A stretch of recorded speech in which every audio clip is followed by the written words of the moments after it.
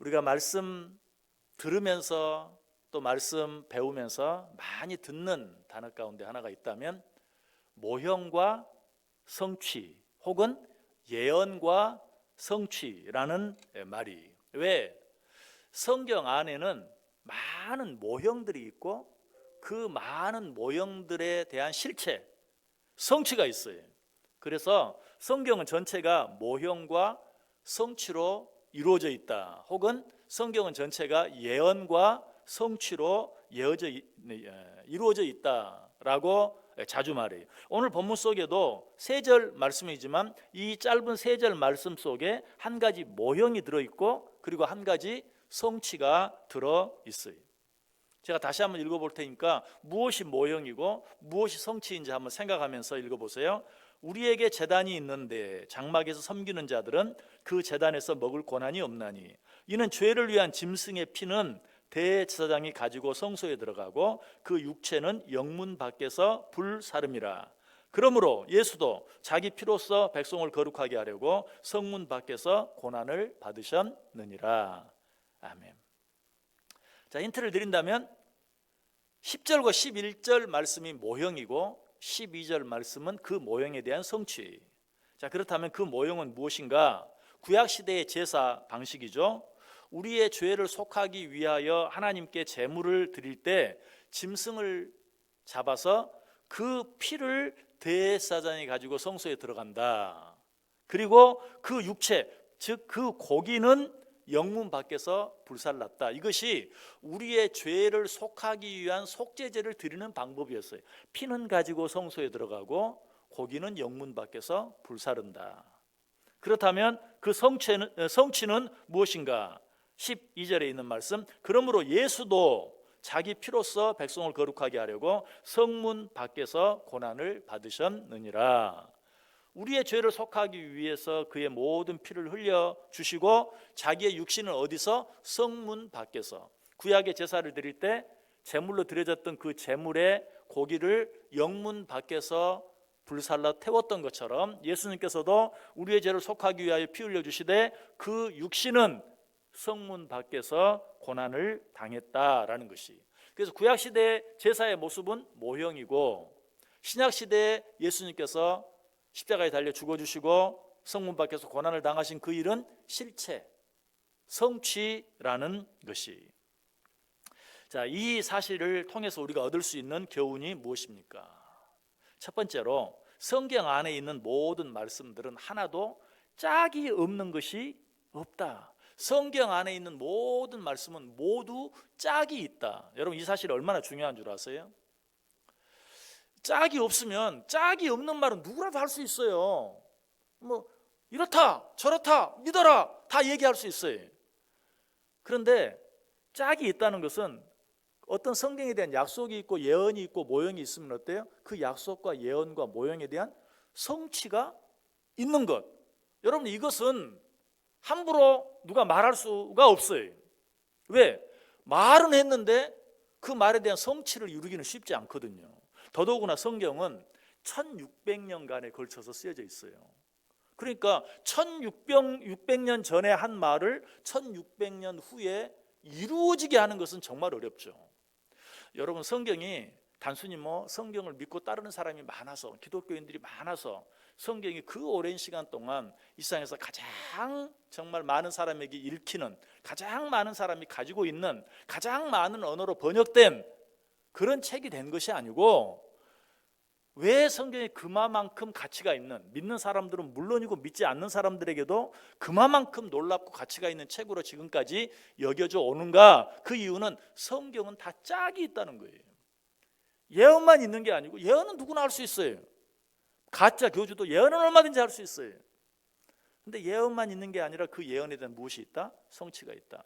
모형만 있는 게 아니라 실체도 있다. 그림자가만 있는 게 아니라 실체도 있다.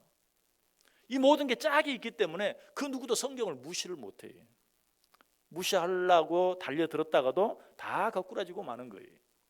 성경 안에 있는 모든 말씀들은 하나도 짝이 없는 것이 없다. 자, 성경을 통해서 한번 확인해 볼까요? 이사야 34장 16절 말씀, 우리 같이 한번 읽어봅니다.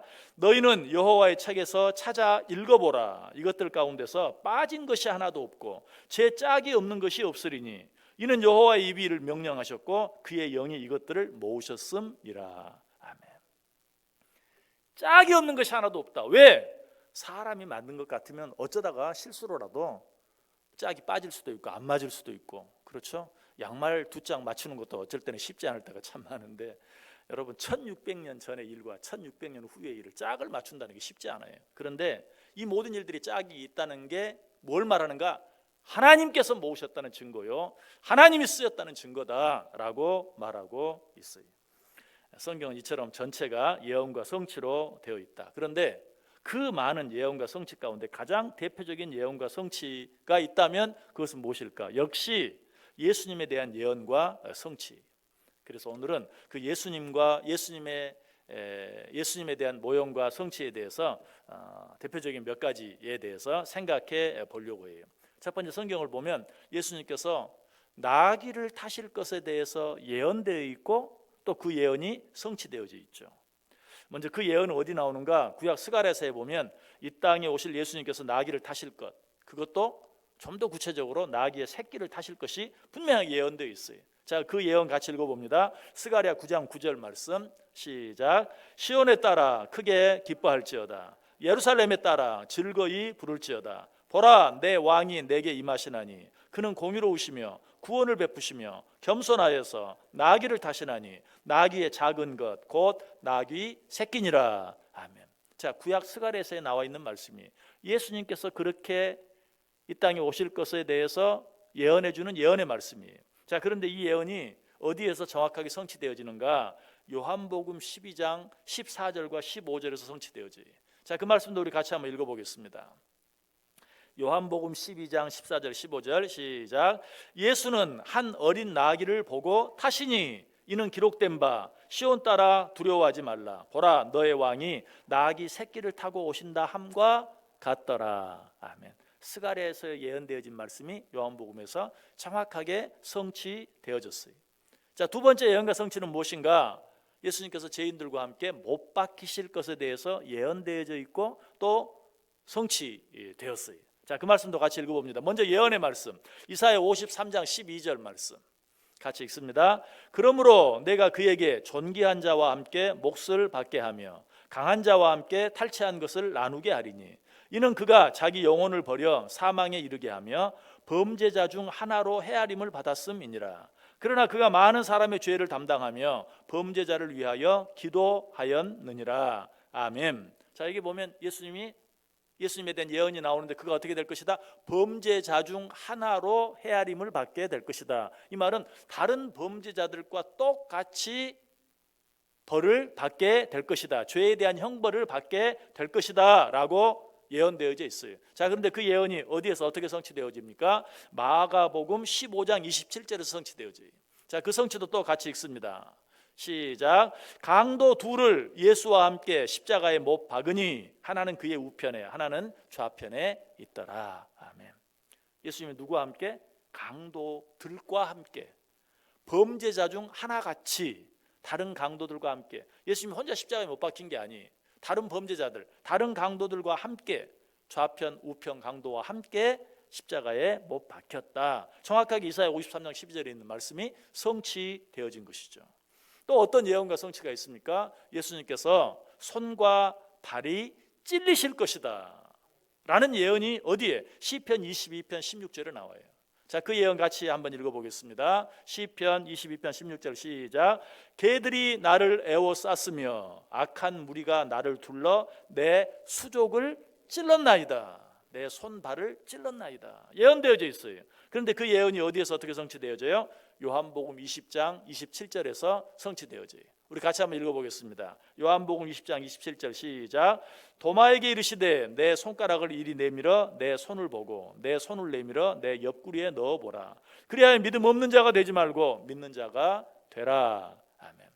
내 손과 발에 이 못에 찔린 자국을 만져보아라. 정확하게 예수님의 손발 수족이 찔릴 것이 역시 성취되어졌죠. 네 번째 또 어떤 예언, 어떤 성취가 있습니까? 예수님의 옷을 제비 뽑을 것이다 라는 말씀이 구약에 예언되어져 있고 그 예언이 시장에서 또 정확하게 성취되어집니다. 어디에 예언되어져 있나요? 시편 22편 18절에 우리 같이 읽어보겠습니다. 내 겉옷을 나누며 속옷을 제비 뽑나이다. 정확하게 예언되어져 있어요. 그 예언이 어디에 성취된다고요? 마태복음 27장 35절에 역시 같이 읽어보겠습니다. 마태복음 27장 35절 그들이 예수를 십자가에 못 박은 후에 그 옷을 제비 뽑아 나누고 정확하게 성취되어졌죠. 다섯 번째 예수님께서 십자가에서 조롱과 모욕을 받으실 것에 대해서도 예언되어져 있고 또 그 예언대로 성취되어졌어요. 어디에 예언되어져 있는가? 시편 22편 7절과 8절에 예언되어져 있어요. 자, 그 예언의 말씀 같이 읽겠습니다. 시편 22편 7절 8절 시작. 나를 보는 자는 다 나를 비웃으며 입술을 비축거리고 머리를 흔들며 말하되 그가 여호와께 의탁하니 구원하실 걸 그를 기뻐하시니 건지실 걸 하나이다. 껄껄 하나이다. 많은 사람들이 예수를 비난하고 모욕하고 조롱할 것이라고 예언되어져 있어요. 자, 예언만 되어졌나요? 아니에요. 이 예언은 누가복음 23장 35절에 그대로 성취되어졌어요. 같이 읽어보겠습니다. 누가복음 23장 35절 백성은 서서 구경하는데 관리들은 비웃어 이르되 저가 남을 구원하였으니 만일 하나님이 택하신 자 그리스도이면 자신도 구원할지어다 하고 정확하게 자신을 건지실 걸 하고 비웃는 그대로 하나님이라며 하나님의 아들이라며 그러니까 스스로 십자가에서 구원하겠지 실제로 그대로 예언된 대로 성취되어지는 모습을 보게 돼요. 여섯 번째로 성경에 보면 구약에 보면 예수님께서 목마르실 것 그리고 쓸개탄 포도주를 마실 것이 예언되어져 있는데 그 예언도 정확하게 신약에 성취되어져요. 자, 그 예언 어디에 나와 있습니까? 시편 69편 21절 말씀 우리 같이 한번 읽어봅니다. 그들이 쓸개를 나의 음식물로 주며 목마를 때에는 초를 마시게 하였사오니. 자, 이 예언이 어떻게 성취되었어요? 마태복음 27장 34절 말씀 같이 읽겠습니다. 마태복음 27장 34절 시작. 쓸개탄 포도주를 예수께 주어 마시게 하려 하였더니 예수께서 맛보시고 마시고자 하지 아니하시더라. 아멘. 자, 이 말씀도 예언되어진 그대로 정확하게 1.1획도 틀리지 아니하고 성취되어진 것을 보게 돼요. 그리고 예수님께서 뭐라고 십자가상에서 마지막에 외치시죠? 목마르다. 물론 정말 목마르니까 목마르다고 외쳤지만 성경은 왜 예수님이 목마르다고 외치셨는지 그 이유도 분명하게 말해주고 있죠. 요한복음 19장 23절에 보면 예수께서 모든 일이 이미 이루어진 줄 아시고 성경을 응하게 하려 하사 이르시되 내가 목마르다 하시니. 왜 그렇게 소리쳤다고요? 성경을 응하게 하시기 위하여. 구약에 예수님이 목마르실 것이라고 예언되어 있기 때문에 실제로 목마르실 뿐만 아니라 그것을 모든 사람이 알도록 구약의 예언이 신약에 정확하게 성취되어지는 것을 보다 확실히 알도록 내가 목마르다 라고 외치셨다. 왜? 성경을 응하게 하시려고. 이와 같이 예수님께서는 말 한마디까지도 예언되어진 모든 것들을 1.1획도 틀림이 없이 이루시기 위해서 모든 일들을 주권적으로 우연히가 아니 계획적으로 이루어 가셨다라는 것이.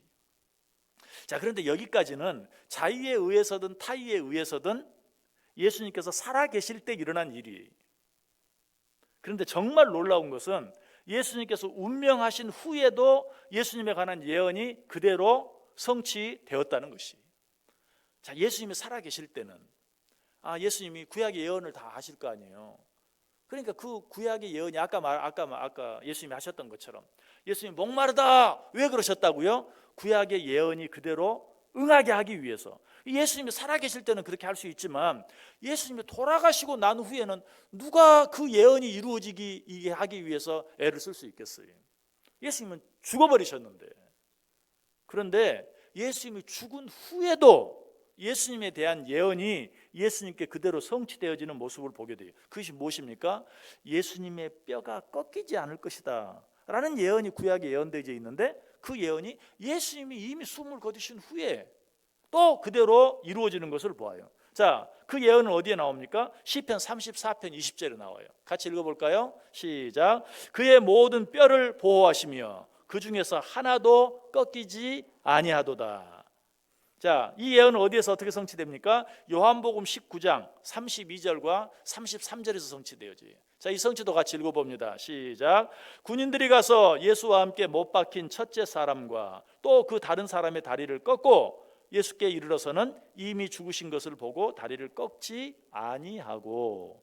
아멘. 자, 예수님이 누구와 함께? 강도들과 함께, 좌편 강도, 우편 강도와 함께 십자가에 못 박혔다고 그랬죠. 그런데 군인들이 그 시체를 내리기 전에 그 다리를 다 꺾었어요. 이 다리를 꺾는 것은 이 죄의 죄수가 완전히 죽었는지 죽지 않았는지 확인하는 과정도 되고요. 또 완전히 죽지 않았다면 다리를 꺾음으로 말미암아 완전히 죽게 되는 거예요. 왜냐하면 십자가에 달려서 이 다리로 버티고 있으면 이 심장의 압박이 덜 돼서 죽지 않아, 오래 버틸 수가 있어요. 그러나 다리가 꺾어져 버리면 밑으로 축 처져서 금방 죽어요.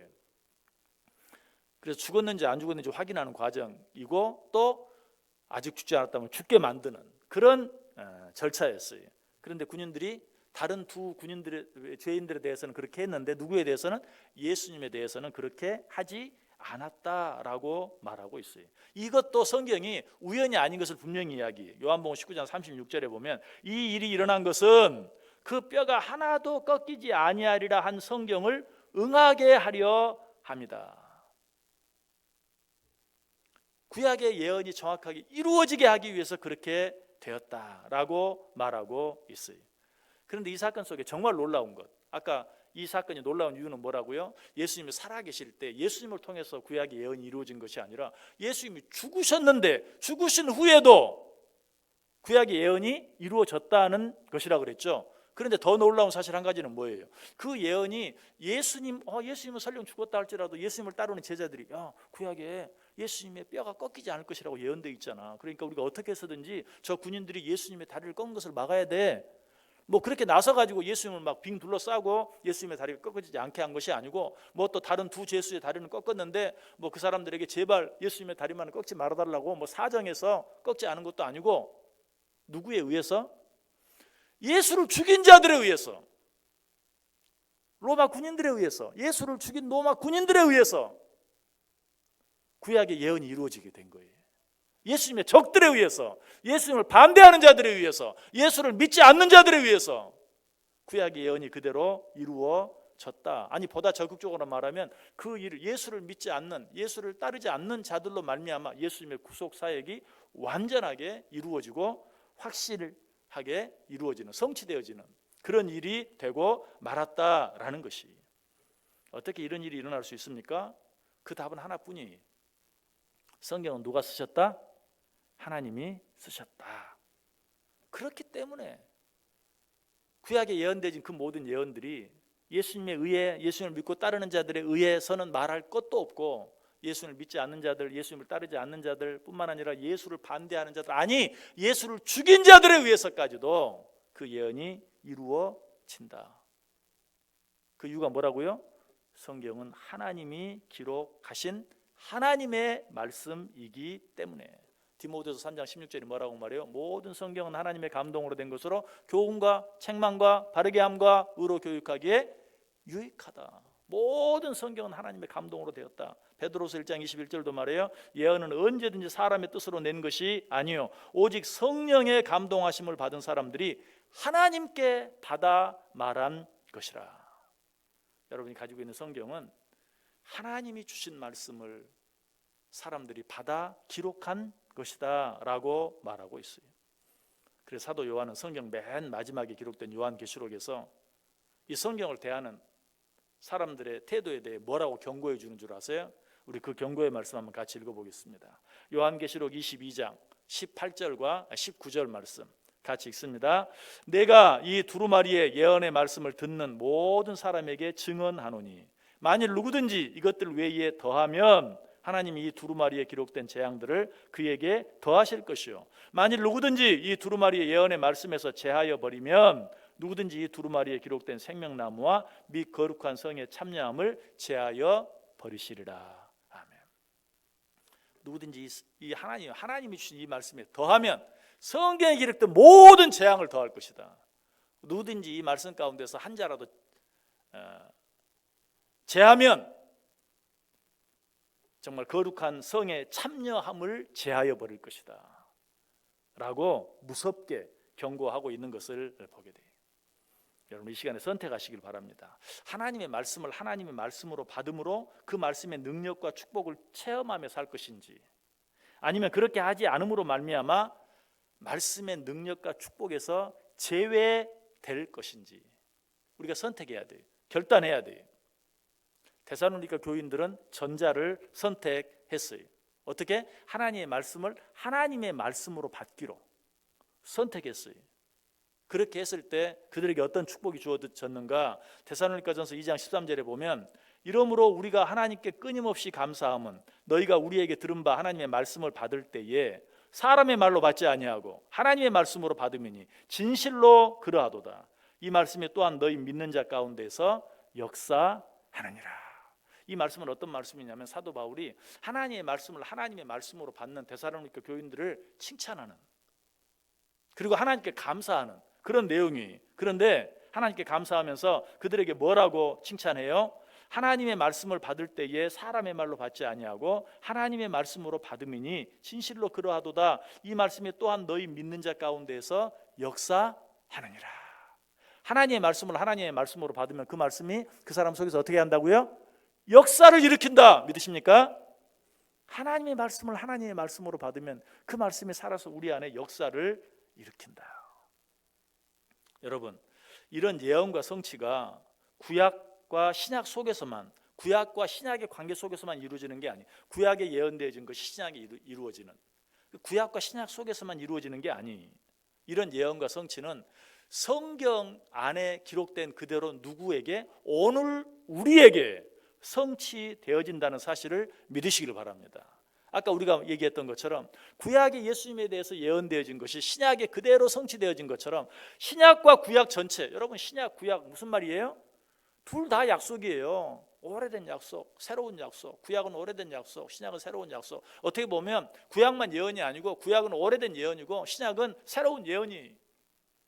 그 구약과 신약이 오늘날 누구에게? 그 말씀을 하나님의 말씀으로 받을 줄 아는 우리에게도 동일하게 성취되어진다.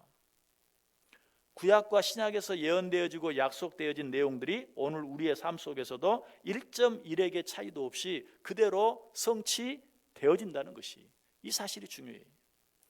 우리는 예수님에 대한 예언이 구약에서 예수님에 대해 예언한 것들이 신약에 그대로 성취되어진 것을 보면서 성경 안에 예언되어진 모든 것들이 오늘 우리에게도 동일하게 성취되어질 것을 확실히 믿을 수 있어야 돼요.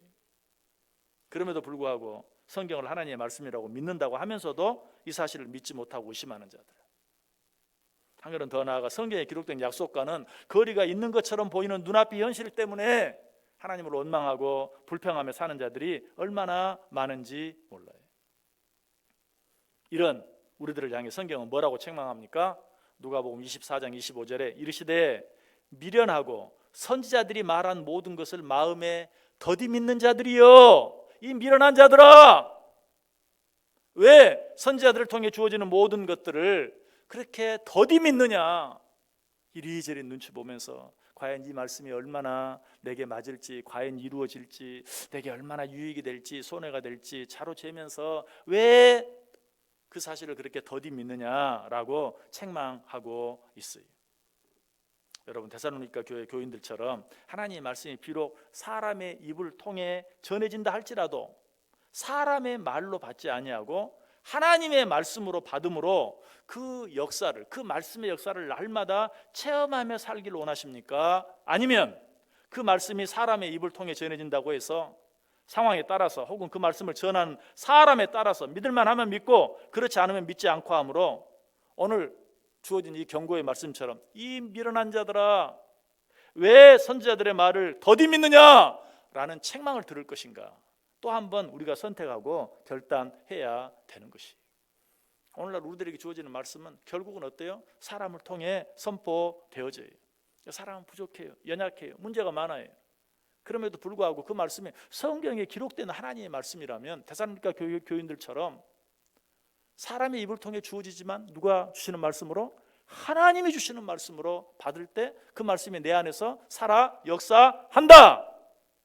그러나 그 말씀을 상황에 따라 이리 재고 저리 재고, 전하는 사람에 따라 이리 재고 저리 재고, 이리 평가하고 저리 평가하고 하면 어때요? 그 말씀은 살아서 역사할 수 없다라는 것이, 성경에 기록된 하나님의 말씀은 반드시 이루어지고 반드시 성취되어져요. 어떻게 할 때? 그 말씀이 어떤 모습으로 내게 주어지든지 하나님의 말씀으로 받음으로 아멘 하고 그 말씀을 받아들일 때 비로소 우리는 그 말씀의 생명력을, 그 말씀의 역사를 무엇에서? 우리의 삶 속에서 구체적으로 체험하고 누리게 된다는 것이, 오늘 이 자리에 참석한 여러분 모두에게 그런 은혜가 있기를 원합니다. 하나님의 말씀으로 받음으로 말미암아 그 말씀의 역사가 내 속에 풍성하게 일어나는 그 은혜를 날마다 체험하고 누리며 살아갈 수 있게 되기를 주님의 이름으로 간절히 축복합니다.